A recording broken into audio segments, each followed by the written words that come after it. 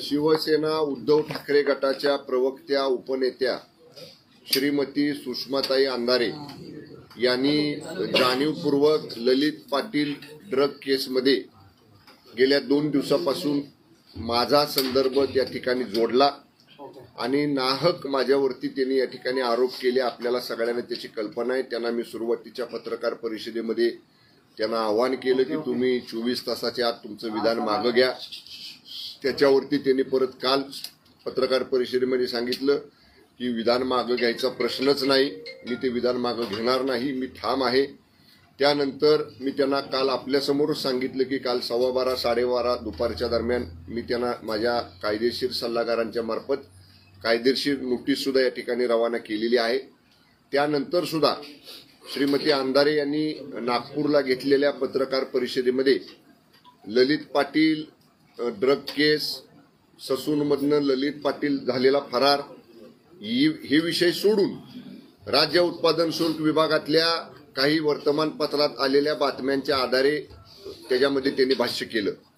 म्हणजे ज्या प्रकरणाशी त्यांनी माझं नाव जोडलं की या केसमध्ये मी इन्व्हॉल्व आहे, ललित पाटीलच्या ड्रग्स केसमध्ये शंभूराजांची नार्को टेस्ट करा, या सगळ्या गोष्टी त्या ज्या बोलल्या तो विषय सोडून आता त्यांनी वर्तमानपत्रात ज्या बातम्या आल्या होत्या त्या बातम्यांच्या आधारे अधिकाऱ्यांच्या कुठं बदल्या केल्या, काय केल्या, आणि ही एक वर्तमानपत्रात आलेली बातमी त्या पुरावा म्हणून समोर दाखवत होत्या।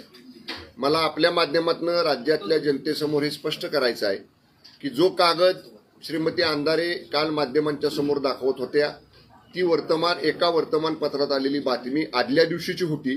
त्या विषयाची लक्षवेधी दुसऱ्या दिवशी महाराष्ट्र विधान परिषदेमध्ये चर्चेला आली।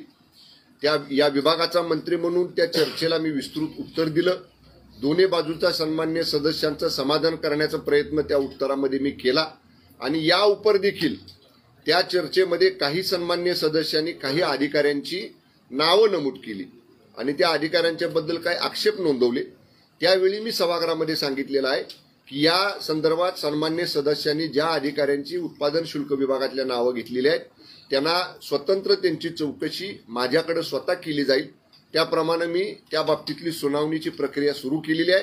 त्यातल्या अधिकाऱ्यांनी लेखी म्हणणं आणि त्यांना काय सपोर्टिंग कागदपत्र जोडायचे आहेत त्याच्यासाठी वेळ मागितलेली आहे। त्यांना थोडासा कालावधी मी दिलेला आहे।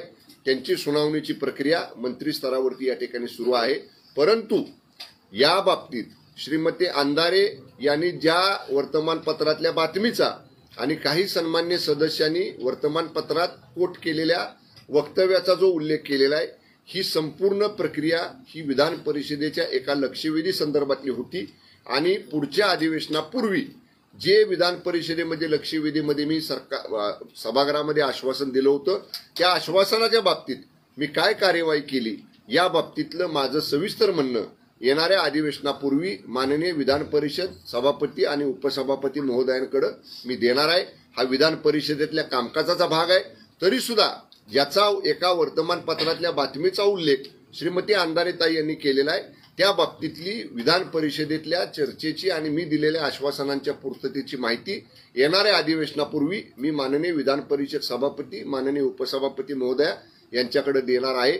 श्रीमती अंधारे या आता माझा संदर्भ ललित पाटील केसशी ज्या अर्थाने त्यांनी जोडला होता तिकडून तो डायव्हर्ट दुसऱ्या बदल्यांच्या प्रकरणाकडे करण्याचा प्रयत्न करतायत। माझी त्यांना अजून सुद्धा माझं त्यांना सांगणं आहे, माझं त्यांना आव्हान आहे की ललित पाटील केसमध्ये तीळ मात्रही माझा कसलाही संबंध नाही। मी त्या व्यक्तीला पाहिलेलं नाही, मी त्या व्यक्तीला ओळखत नाही आणि म्हणून माझी जी प्रतिमा त्यांच्या वक्तव्यामुळं गेले 2 दिवसातल्या त्यांच्या प्रसिद्धी माध्यमांमध्ये येणाऱ्या वक्तव्यामुळं जी मलिन झालेली आहे त्याची जी काल कायदेशीर पहिली नोटीस मी दिलेली आहे ती प्रक्रिया जलद पुढे नेण्याचं काम या बाबतीत माझ्याकडनं केलं जाणार आहे। प्रश्न उत्तर होऊ देत, मग नंतर हिंदीत घेऊ आपण। त्यांनी सुरुवातीला आरोप केला आपल्यावरती की ललित पाटील प्रकरणात आपला सहभाग आहे। आपण वारंवार त्यांना सांगताय की पुरावे द्या, पण ते पुरावे देता कुठेतरी वेगळ्याच मार्गाला प्रकरण नेत आहेत। जाणीवपूर्वक विरोधक म्हणून चिखलफेक करण्याचा प्रकार आहे नाही। आता हे याच्यावरनं सूर्यप्रकाशा इतकं स्पष्ट झालेलं आहे।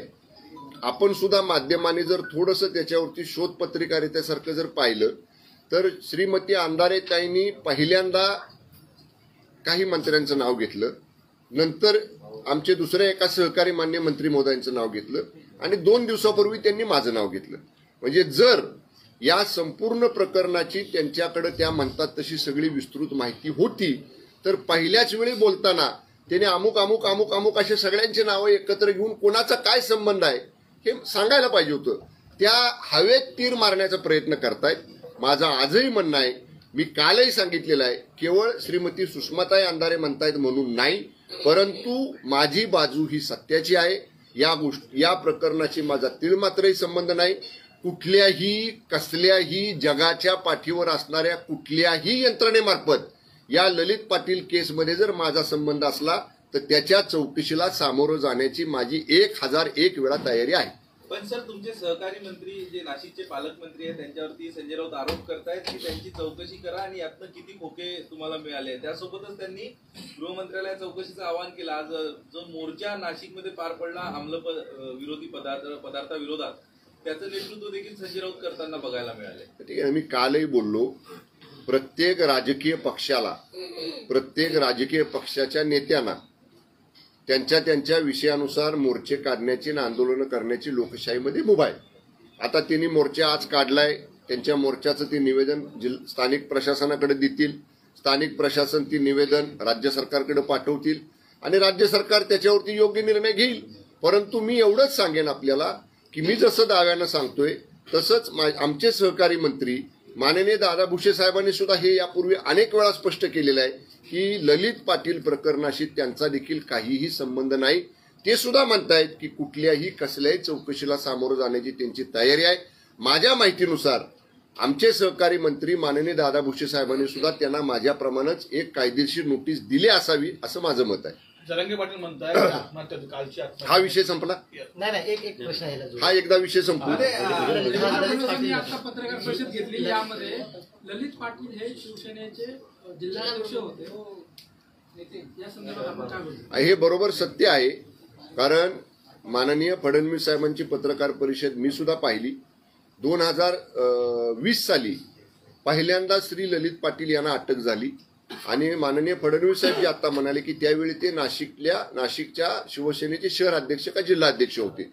त्या पदावरती असताना माननीय फडणवीस साहेबांनी हे देखील स्पष्ट केलं की 14 दिवसाची रिमांड ही त्यांना मागितली होती, परंतु 14 दिवसाच्या रिमांड न्यायालयानं दिल्यानंतर सुद्धा 1 दिवस सुद्धा त्यांचं इंटरोगेशन म्हणजे त्यांची चौकशी त्यावेळच्या पोलीस अधिकाऱ्यांनी केली नाही.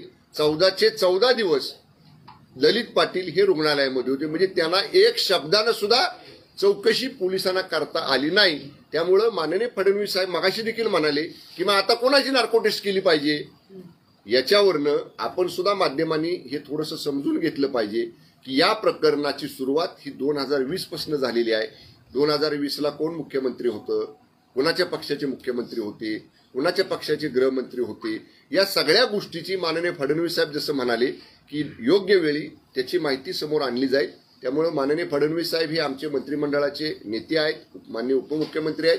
या बाबतीत हा प्रश्न त्यांच्या विभागाशी निगडीत आहे. त्यामुळे माननीय उपमुख्यमंत्री महोदय आणि गृहमंत्री महोदय फडणवीस साहेब याच्यावर निश्चितपणानं योग्य वेळी विस्तृतपणानं माहिती माध्यमांपुढे देतील.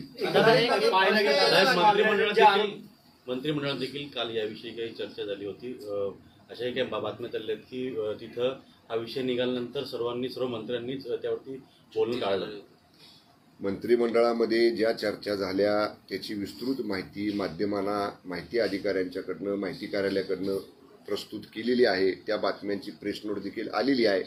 या व्यतिरिक्त इतर कुठल्याही विषयावरती जी अधिकृत माहिती मुख्यमंत्री कार्यालयाकडनं, उपमुख्यमंत्री कार्यालयाकडनं, मंत्रिमंडळ बैठकीतल्या निर्णयांची आलेल्या, या व्यतिरिक्त इतर कुठलीही चर्चा मंत्रिमंडळाच्या बैठकीत झालेली नाही. फडणवीसांनी जे म्हटलेलं आहे त्या अनुषंगाने ललित पाटील यांचे थेट संबंध ठाकरेंशी असं वाटतं का? ज्या पक्षाचा तो त्यावेळी शहर अध्यक्ष होता, साहजिकच त्या पदाधिकाऱ्यांचा पक्षप्रमुखांशी संबंध प्रत्यक्ष अप्रत्यक्ष येतो. त्यामुळं माननीय फडणवीस साहेब म्हणतात तसं ज्या पक्षाचा तो पदाधिकारी आहे त्याचे संबंध कुठं ना कुठेतरी पक्षाच्या प्रमुख नेत्यांच्या बरोबर येतच असतात. या केसमध्ये अंधारे यांनी जे आरोप लावला पण त्यांनी काही पुरावे दिले नाही, तर पुढचा आपला स्टेप काय? लिगल प्रोसिडिंगसाठी जाणार आहे, डिफेमेशन केलेलं आहे. मी ऑलरेडी अगोदरच काल 12:15 12:30 वाजाच्या दरम्यान दुपारी मी कायदेशीर नोटीस रवाना केलेली आहे. मला एक हेही आपल्याला नम्रपणानं सांगायचं आहे की काल रात्रीपासून आज माझ्या म्हणजे संपूर्ण राज्यामध्येच ग्रामपंचायतीच्या निवडणुकांचे अर्ज भरायची 5 वाजेपर्यंतची मुदत आहे. तरी सुद्धा शेकडो माझ्या समर्थकांनी कार्यकर्त्यांनी जिल्ह्याभरातनं मला फोन करून विचारलं की नाहक गेली 2 दिवस झाले श्रीमती अंधारे तुमची बदनामी करतायत. याच्यामध्ये प्रचंड प्रक्षोभ हा जिल्ह्यामधल्या आमच्या कार्यकर्त्यांच्या मध्ये आहे. त्यामुळं मी आता तातडीनं आज माझे सगळे कार्यक्रम पुढे ढकलून मी सातारा जिल्ह्याकडे जात आहे. मी आमच्या कार्यकर्त्यांची समजूत घालण्याचा प्रयत्न करणार आहे. कारण शेवटी नेत्यावर ज्यांचा विश्वास असतो, नेत्यावर ज्यांचं प्रेम असतं, या कार्यकर्त्यांना अशी नाहक कुणी दोषी नसताना जर त्यांची अशी बदनामी कोण करत असेल तर ते सहन होत नाही. मी माझ्या कार्यकर्त्यांना समजावण्याचा प्रयत्न करणार आहे. परंतु या बाबतीत मी त्यांना एकच सांगणार आहे की कायदेशीर लढाई आपण लढूया. कायद्यानं जे आपल्याला प्रोटेक्शन दिलेलं आहे त्या कायद्याचा आधार घेऊन त्यांना आपण नोटीस बजावलेली आहे. पुढची कारवाई काय करायची या बाबतीत माझ्या कायदे सल्लागारांच्या बरोबर आजच गेल्या मी चर्चा करणार आहे. पाटील यांचं इंट्रोगेशन केलं जावं का अशी तुमची मागणी आहे? पाटील यांचं इंट्रोगेशन केलं जावं का अशी चौकशी? ललित पाटील नाही, ललित पाटील आता ऑलरेडी पोलीस कस्टडीमध्ये आहे. त्यामुळं पोलीस कस्टडीचा भागच असतो की तपासी अधिकारी हा त्या आरोपीची सर्व बाजूनं चौकशी करतो आणि त्या संपूर्ण प्रकरणाच्या खोलवर जाण्याचा प्रयत्न करतो. ज्या कालावधीसाठी पोलीस कस्टडी दिलेली आहे त्या कालावधीत जर इंटरोगेशन म्हणजे चौकशी पूर्ण झाली नाही तर त्यावेळचा तिथला तपासी अधिकारी हा माननीय न्यायालयाला विनंती करतो की आम्हाला तपासासाठी अजून वेळ वाढवून हवा आहे. आणि मग जर माननीय न्यायालयानं पोलीस कस्टडीची वेळ वाढवून दिली तर त्या वाढीव वेळेमध्ये सुद्धा सखोल त्या गुन्ह्याच्या खोलवर जाण्याचा प्रयत्न हे आमचे पोलीस अधिकारी करत असतात. त्याप्रमाणे या गुन्ह्यामध्ये सुद्धा जो संशयित आरोपी ताब्यात घेतलेला आहे त्याची सखोल चौकशी पोलीस विभाग करेल. ज्या पद्धतीने राजकीय आरोप केले जात आहेत राजकारणाची पातळी कुठेतरी ढासळल्याचं वाटतं. माननीय सुषमाताई अंधारेंना जर धमक्या येत असतील तर कुठून धमक्या आल्या, लिखित आल्या का, दूरध्वनीवरनं आल्या का, भ्रमणध्वनीवर आल्या का, समक्ष येऊन कोणी दिल्या, याची तक्रार श्रीमती अंधारेताईंनी स्थानिक पोलीस अधिकाऱ्यांच्याकडे द्यावी. स्थानिक पोलीस अधिकारी त्याची शहनिशा करतील आणि निश्चितपणे योग्य दखल स्थानिक पोलीस अधिकारी त्यांच्या तक्रारीची घेतील. ओके. वारंवार जे आरोप होत आहेत आरोपात असेल किंवा राजकीय पातळी कुठे ठरवली कारण खालच्या पातळीवर देखील आरोप केले नाही. अगदी बरोबर आहे तुमचं म्हणणं. आम्ही सुद्धा गेली 35 वर्ष 30 वर्ष राजकारणामध्ये आहे. 1986 सालापासून मी वयाच्या 19व्या वर्षापासून सामाजिक कार्यामध्ये काम करतो आहे. राजकीय मतभेद जरूर असावेत, पक्षीय मतभेद जरूर असावेत, वैचारिक मतभेद जरूर असावेत, परंतु टीका करताना त्याला काहीतरी पातळी असली पाहिजे.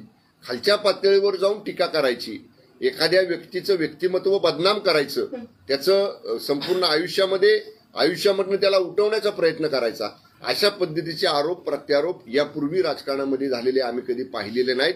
परंतु आता जे आपण बघतोय ते आरोप जे लोक करतात त्यांनी थोडंसं या सगळ्या गोष्टीचं तारतम्य पाळलं पाहिजे. राजकारणामध्ये सुद्धा काही डेकोरम आहे.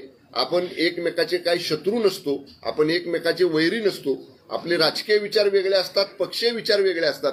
त्या विचाराला अनुसरून जरूर टीका एकमेकांवर केली पाहिजे, पण अशा पद्धतीचं पातळी सोडून टीका कोणीही करू नये एवढंच माझं मत आहे. दुसरीकडे पुण्यात मीरा बोरवणकर यांनी गंभीर आरोप केले आहेत. त्यामध्ये ते असे म्हणतायत की नीलम गोरे आणि मिलिंद नार्वेकर यांनी पुणे शहरात कुठेतरी दंगल घडवण्यासंदर्भातला एक प्रयत्न केला होता सांगतायत. म्हणजे ज्यावेळी त्यांना हे वाटलं होतं त्याच वेळी जर त्यांनी हे आता इन्सिडेंट किती वर्षापूर्वी घडला, आता त्याच्या बाबतीत कुणीतरी 2 जबाबदार व्यक्तींचं नाव घ्यायचं आणि असं वक्तव्य करायचं, त्या वेळी स्थिती योग्य भूमिका त्यांच्या हातात अधिकार होते, त्यांनी जर घेतलं पायमल्ली करत आहेत. नाही, या बाबतीत कदाचित माननीय आमदार शिरसाट साहेबांना नवीन झालेल्या नियमावलीची माहिती नसेल, कारण हा रिसेंटली आता ह्या 8-10 दिवसामध्ये घेतलेला निर्णय आहे. आम्ही सुद्धा मंत्री बघतोय की आम्हाला आमची एकट्याचीच गाडी आत सोडतात, आमच्या बरोबर असणाऱ्या इतर स्वीय सहायकांच्या किंवा पोलिसांच्या गाड्या सुद्धा आतमध्ये सोडत नाहीत. मंत्रालय परिसराच्या सुरक्षेच्या दृष्टीनं हा सामान्य प्रशासन आणि गृह विभागाने घेतलेला निर्णय आहे. कदाचित आमदार माननीय शिरसाट साहेबांना हा अवगत नसेल, त्यामुळे अनावधानानं त्यांच्याकडनं ते घडलं असेल. जरांगे असा आरोप आहे का ज्या आत्महत्या आरक्षणासाठी होतात त्याला जबाबदार सरकार आहे? नाही, माननीय जरांगे पाटील साहेब काय म्हणालेत ही मी ऐकलं नाही, परंतु राज्य सरकारला जबाबदार धरणं योग्य नाही. राज्य सरकार याच्या बाबतीत सकारात्मक पावलं टाकताय. आपण सगळ्यांनी पाहिलं, राज्य सरकारनं जे रिव्ह्यू पिटिशन नाकारलं गेलं मराठा आरक्षणाचं, त्याच्या वरचं क्युरेटिव्ह पिटिशन आपण फाईल केलेलं आहे. रिव्ह्यू पिटिशनमध्ये ज्या गोष्टी राहिल्या होत्या मांडायच्या त्या मांडलेल्या आहेत. याही पुढे जाऊन माननीय जस्टिस शिंदे साहेबांची समिती नेमलेली आहे. ती शिंदे साहेबांच्या समितीचं काम वॉर फुटिंगवरती, युद्ध पातळीवरती सुरू आहे. आणि राज्य सरकारची भूमिका हीच आहे की कायम स्वरूपी टिकणारं आरक्षण हे मराठा समाजाला मिळालं पाहिजे.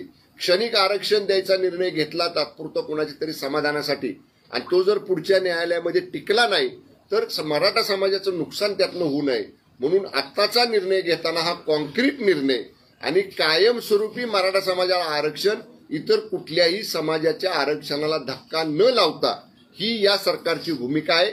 सरकार प्रामाणिकपणे त्याच्यासाठी काम करते. आणि आजच बघा, माननीय जरांगे पाटील साहेबांनी पण सांगितलं की मराठी बांधवांनी कुणी टोकाचं पाऊल उचलू नका, राज्य सरकार त्याच्यावरती काम आम्ही करतो आहे. त्यामुळे माझी सुद्धा राज्यातल्या सर्व माझ्या मराठी बांधवांना, भगिनींना नम्र विनंती आहे सरकारच्या वतीनं की टोकाची भूमिका कुणीही घेऊ नका. राज्य सरकार या बाबतीत सकारात्मक निर्णय घेण्याच्या दृष्टीनं युद्ध पातळीवर काम करत आहे. जरांगे पाटलांनी अल्टिमेट देखील दिलेला आहे. 24 ऑक्टोबर किंवा 30 ऑक्टोबर पर्यंत मराठवाड्यातील जिल्हाधिकाऱ्यांना सर्व जे काही महत्वाची कागदपत्र आहेत ती सादर करण्यास सांगितलेले आहेत. त्याचबरोबर यासाठी विशेष अधिवेशन बोलवून सरकारने निर्णय घ्यावा असं देखील ते म्हणत आहेत. कसं पाहता? माननीय जरांगे पाटील साहेबांनी वेळोवेळी त्यांची भूमिका सरकारच्या प्रतिनिधींच्या जवळ व्यक्त केलेली आहे. हे आंदोलन सुरू होण्यापूर्वी पहिलं अंजनगाव सराटीचं, आंतरवाली सराटीचं आंदोलन होण्यापूर्वी 2-3 महिन्यापूर्वी माननीय जरांगे पाटील साहेबांच्या बरोबर वर्षा निवासस्थानी मी स्वतः मराठा आरक्षणाच्या संदर्भातल्या 2 बैठका घेतलेल्या आहेत. त्यांच्या भूमिका आम्ही सगळ्यांनी समजून घेतलेल्या आहेत. मराठा आरक्षण उपसमिती त्याच्यावरती काम करते आहे. फक्त आमचं एकच म्हणणं आहे की कायमस्वरूपी टिकणारं आणि कुठंही वरच्या कोर्टात ते फेटाळलं जाणार नाही असं कॉन्क्रीट आरक्षण मिळण्यासाठी जे जे करावं लागेल मी आपल्याला सांगतो. मराठा आरक्षण उपसमितीचे अध्यक्ष असतील, माननीय सदस्य मंत्री असतील, हे काम दिलेले सगळे सरकारी अधिकारी असतील किंवा हायकोर्टमधली, सुप्रीम कोर्टमधली सिनियर तज्ज्ञ वकिलांची टीम असेल, या सगळ्या लोकांचं याच्यावर काम सुरू आहे. माननीय मुख्यमंत्री महोदय, माननीय मुख्यमंत्री महोदय दोघंही ते मॉनिटर करतायत, रोजच्या रोज त्याचा फॉलोअप घेत आहेत. त्यामुळं राज्य सरकार या बाबतीत सकारात्मक आहे, एवढंच मला माननीय जरांगे पाटील साहेबांना सांगायचं. सर, मराठा आणि कुणबी हे फरक असल्याचं नारायण राणे यांनी म्हटलंय आणि जरांगे यांनी जातीचा आणि घटनेचा अभ्यास करून सल्लाही राणेंनी जरांगेंना दिलेला आहे. यावरती तुमची काय? माननीय राणे साहेबांचं वक्तव्य पाहिलेलं नाही, ऐकलेलं नाही, ते मी बघतो. राणे साहेब नेमकं कुठल्या संदर्भानं बोललेले आहेत ते पाहिल्यानंतर मग माझं मत देतो. मराठा समाजाला घटना दुरुस्ती करून आरक्षण मिळावे किंवा ओबीसीतून आरक्षण मिळावे अशा प्रकारचे 2 प्रवाह सध्या राज्यामध्ये आहेत. यावर आपली प्रतिक्रिया? हे बघा, ओबीसीतून आरक्षणाचा विषय जेव्हा पुढे आला तेव्हा सर्वच नेत्यांनी महाराष्ट्रातल्या स्पष्ट भूमिका केलेली आहे की आम्हाला इतर कुणाच्या आरक्षणामध्ये वाटेकरी व्हायचं नाही. कुणाच्या तरी ताटातलं काढा आणि ते आमच्या ताटात वाढा असं म्हणणारा मराठा समाज नाही. त्यामुळं मी परत सांगेन आपल्याला, कायमस्वरूपी टिकणाऱ्या आरक्षणासाठी काय पर्याय आहेत याचा तज्ज्ञांकडून अभ्यास सुरू आहे. जस्टिस शिंदे साहेबांची समिती त्याच्यावरती काम करत आहे. जेव्हा 1, 2, 3 पर्याय या सगळ्या अभ्यासानंतर राज्य सरकारकडे येतील तेव्हा राज्य सरकार कायमस्वरूपी टिकणारं आरक्षण मराठा समाजाला देण्यासाठी निश्चितपणे सकारात्मक भूमिका घेईल. सर, काल नारायण राणे असं म्हणाले वाढवण्यासाठी बियर विक्रीमध्ये शुल्क कमी करण्यासाठी असा कुठलाही निर्णय झालेला नाही. राज्यामधल्या बियर उत्पादक कंपन्यांच्या संघटनेचं प्रतिनिधी मंडळ मला मागच्या महिन्यामध्ये भेटलं. त्यांनी मला सांगितलं की बियर मधल्या विक्रीचे दर इतर राज्यांमध्ये वेगळे आहेत, आपल्या राज्यामध्ये वेगळे आहेत. दराचं स्ट्रक्चर जर सगळीकडे एक असलं तर त्याच्यामध्ये महसूल वाढ होऊ शकते असं त्यांचं डेलिगेशनचं प्रेझेंटेशन निवेदन त्यांनी माझ्याकडे दिलेलं आहे. याच्या बाबतीत मी जरी तज्ज्ञ नसलो तरी अतिरिक्त मुख्य सचिव राज्य उत्पादन शुल्क, आयुक्त राज्य उत्पादन शुल्क, सहआयुक्त राज्य उत्पादन शुल्क अशा वरिष्ठ 4 ते 5 अधिकाऱ्यांचा मी अभ्यासगट निर्माण केलेला आहे. ज्याचं उदाहरण किंवा ज्याचा संदर्भ या उत्पादकांच्या शिष्टमंडळाने माझ्याकडे दिलाय. त्या राज्यातला अभ्यास करण्याचा सूचना मी त्या अभ्यास गटाला दिलेल्या आहेत. अभ्यास गटाचा अहवाल प्राप्त झाल्यानंतर उचित निर्णय केला जाईल. अद्याप कुठलाही असा निर्णय दर कमी करण्याचा राज्य सरकारच्या उत्पादन शुल्क विभागाने घेतलेला नाही.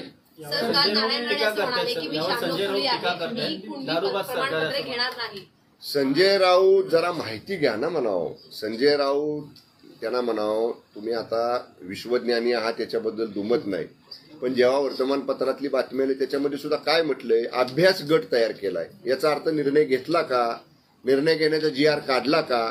एखादं प्रतिनिधी मंडळ आपल्याला भेटतं, त्यांचं म्हणणं मांडतं, ते मांडल्यानंतर ते ऐकून घेणं आणि त्यांनी ज्या ज्या राज्यांचा संदर्भ दिला, या राज्यात असं आहे, या शेजारच्या राज्यात असं आहे, आम्ही म्हटलं बाबा त्याचा अभ्यास करू.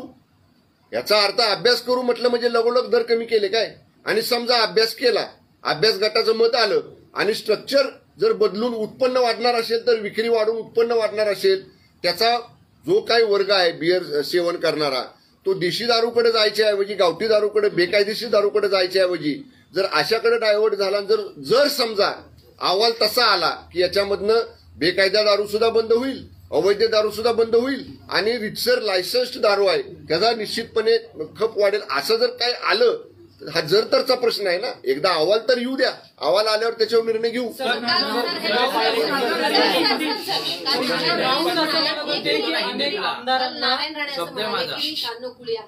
कुणबी प्रमाणपत्र मी घेणार नाही. मी म्हणलं ना राणेसाहेबांचं वक्तव्य मी म्हणजे बघतो, कारण मी ऐकलं नाही, काल दिवसभर मी बाहेर होतो, किंवा राणेसाहेबांचं नेमकं काय मत आहे 96 कुळी मराठा आणि कुणबी मराठा यांच्या बाबतीत, ते किंवा ती क्लिप असेल तर ती पण पाहतो आणि मग त्याच्यावर बोलतो. गेल्या मराठा आरक्षणासंदर्भात जवळपास भरपूर विद्यार्थ्यांनी आत्महत्या केलेली, काल देखील एकानं आत्महत्या केली. जरांगेने अल्टिमेट दिलेला आहे. या संदर्भात तुम्ही जरांगे ज्या अल्टिमेट आहेत त्यांना काही बोलून मीटिंग करणार आहात आणि जे आत्महत्या करतायत त्याच्यासाठी काय आव्हान करणार? मी मगाशी आवाहन केलेलं आहे की कुणी मराठा समाजातल्या बांधव भगिनींनी टोकाची भूमिका घेऊ नये, टोकाची भूमिका घेऊ नये. राज्य सरकार याच्यावरती युद्ध पातळीवरती काम करत आहे आणि राहिला प्रश्न माननीय जरांगे पाटील साहेबांशी बोलण्याचा किंवा त्यांच्याशी संपर्क करण्याचा. राज्य सरकारचे प्रतिनिधी मंत्री असतील वेगवेगळे, आम्ही सतत त्यांच्याशी संपर्कामध्ये आहोत आणि निश्चितपणे सरकार जे काम करतंय ते अवगत करण्यासाठी आवश्यकता भासली तर जरांगे पाटील साहेबांची भेट सुद्धा आम्ही घेऊ. एक महत्वाचा प्रश्न आला आहे. संजय राऊतांनी असे आरोप केलेले आहेत की पोलीस विभागाकडनं आम्हाला अशी माहिती मिळाली की काही मंत्र्यांना 15 लाखाचे हप्ते चालू आहेत, असं त्यांचे पोलीस सूत्रांकडनं त्यांना माहिती मिळाली. सरकार आपलं आहे, खरंच अशी काय वस्तुस्थिती आपल्याला आहे? त्यांना म्हणाव, एक मिनिट, संजय राऊतांना, विश्वज्ञानी संजय राऊत साहेबांना सांगा की तुम्ही कुठल्या पोलिसांनी माहिती दिली त्याचं नाव उघड करा, कुठल्या व्यक्तीचं नाव घेतलं ज्याला हप्ते मिळतात त्याचं नाव उघड करा, कसे हप्ते देतात, कोण हप्ते देतात त्याचं नाव उघड. मोगम हवेत तीर मारू नका म्हणाव. तुमच्याकडे काय माहिती असेल तर उघड करा ना. तुम्ही स्वतः नावं सांगा म्हणाव मीडिया समोर येऊन, आम्ही चौकशी करू त्याची. मंत्री आमदारांना किती हप्ते मिळतात याची आकडेवारी माझ्याकडे आहे. अरे द्या ना म्हणाव. आहे तर मग ती काय पुजून ठेवायला ठेवली का खिशात? तुम्ही माध्यमांसमोर येऊन सांगा ना. मी तेच म्हणतोय, तुम्हाला माहितीचा सोर्स कोण आहे? तुम्ही म्हणताना पोलिसांकडनं आली, कोण पोलीस अधिकाऱ्याने दिली, कर्मचाऱ्याने दिली, कुणी दिली, खऱ्या पोलिसांनी दिली का खोट्या पोलिसांनी दिली, ते एकदा समोर करा ना म्हणाव. ते नुसतं यादी त्यांनी राज्याच्या माननीय मुख्यमंत्र्यांकडे किंवा उपमुख्यमंत्र्यांकडे द्यावी. माननीय मुख्यमंत्री दोन्ही उपमुख्यमंत्र्यांकडे त्याला जायचं नसेल तर कुठल्याही यंत्रणेमार्फत त्यांच्याकडे पोच करावी. ऑथेंटिसिटी त्याची तपासली जाईल. ती माहिती त्याला काही बेस आहे का, त्याच्यात काही तथ्य आहे का, आणि तपासल्यानंतर CM DCM साहेब त्याच्यावर योग्य तो निर्णय घेतील. राज्यामध्ये दुष्काळाची कायम आहे. मागच्या 3.5 महिन्यापासून राज्यात पाऊस प्रस्ताव येणार आहे. काय सांगाल? महत्वाचा विषय. कालच्या माननीय मंत्रिमंडळाच्या बैठकीमध्ये राज्यातल्या पीक पाण्याच्या परिस्थितीमध्ये आणि पावसाच्या परिस्थितीवरती चर्चा झाली. बहुतांशी धरणांमध्ये पिण्याच्या पाण्यासाठी पुरेल एवढा पुरेसा पाणीसाठा आपल्याकडे उपलब्ध आहे. एखादा दुसरा अपवाद वगळला तर पाण्याची टंचाई जुलै 2024 पर्यंतचे पाण्याचं नियोजन आपण केलेलं आहे. आणि काल मंत्रिमंडळामध्ये धोरणात्मक चर्चा झाली की जुलै 2024 पर्यंत प्यायसाठी